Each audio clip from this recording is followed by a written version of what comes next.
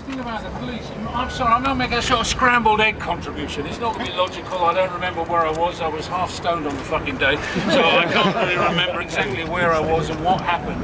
All I can remember, it was utterly and totally chaotic and fucking terrifying. I can remember that clearly. But going back to that time, I just want to remark on one particular thing. Let's not forget the closeness of the Metropolitan Police and the National Front. That's a key thing to remember. McNee, who was the chief of the Met at the time, he was unbelievable bigot. I mean, you can go and research details of what he had to say. But Bhavinder's point about police nigger hunt really sums it up. They were absolutely, totally in full cahoots with the NF. Martin Webster used to boast that you'd be stunned how many senior police officers supported the National Front. And so that little context, you need to remember that, because that's going to crop up again with the BNP now. You're going to get those senior strata of officers who give full support to the fascists. So that's a little thing that was running at that time.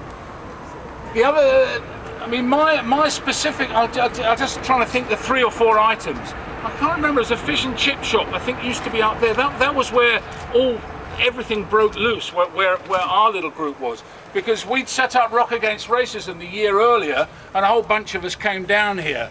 And what was interesting was I come from Hackney, and in North London, about a few months before, the NF had marched in Wood Green, and it'd been one of the first times that the anti-fascist groups, and this was all groups, it wasn't there wasn't a strict coordination or ad hoc. There was a whole mixture of anti-fascists in Wood Green.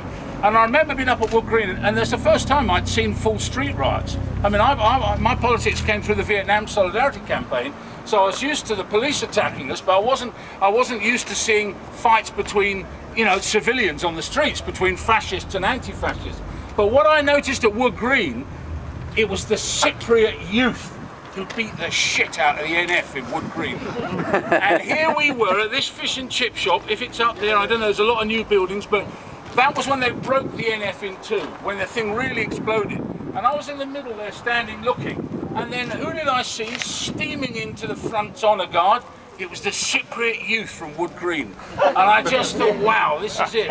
We've got the energy, got to have the energy of youth. And that's something I remember. I'm speaking as a 60-year-old now. But it was that key thing. It was that energy and that anti-fascist drive of the youth that pushed that damn thing forward.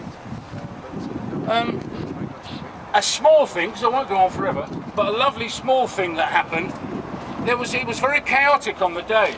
And there was hundreds and hundreds of people milling around. First there was the CP and the Christian thing in the morning, and then there was us lot in the afternoon, and we kind of went on both, but there was a hell of a lot of hanging around. There was a hell of a lot of confusion milling about. And I wasn't fully aware of all the things that Bhavinder was aware of, because I was a bit out of it. But nevertheless, you sensed something was going on and there was going to be a big, massive explosion. And after hours and hours of hanging around, the thing that started to manifest itself was the incredible mixture on the street. And the black community started to come out. And you can see pictures at the time. There's fantastic photographs of that period. I saw someone earlier had a camera work. Is that person here who's got that fantastic? Check this guy out. Camera Work was I'm a photographer myself, and Camera Work was a brilliant photo magazine at that time. And you can see the pictures of the event. And there's fantastic pictures of the crowd, which is a really mixed crowd. And it just was fantastic. And we were all milling around and waiting. There was huge. There was all black and white. Everyone was there, and we were waiting. We didn't know what was happening. You could see the police horses. You could hear this, that, and then suddenly I looked up, and then there was a row of terraced houses. Maybe it's here where these ones were now. There was a row of terraced houses. We were all hanging around, and there was a bit of a chat between a young guy and an old lady up in the house. And this old black lady, she waved to the guy down below. And she had a little windowsill with her geraniums, were nice on the windowsill, and she got out and she put her speakers. She put a hi-fi speaker here, and she put a hi-fi speaker there, and she put on Bob Marley, Get Up and Stand Up. And that was fucking it. Thank you very much.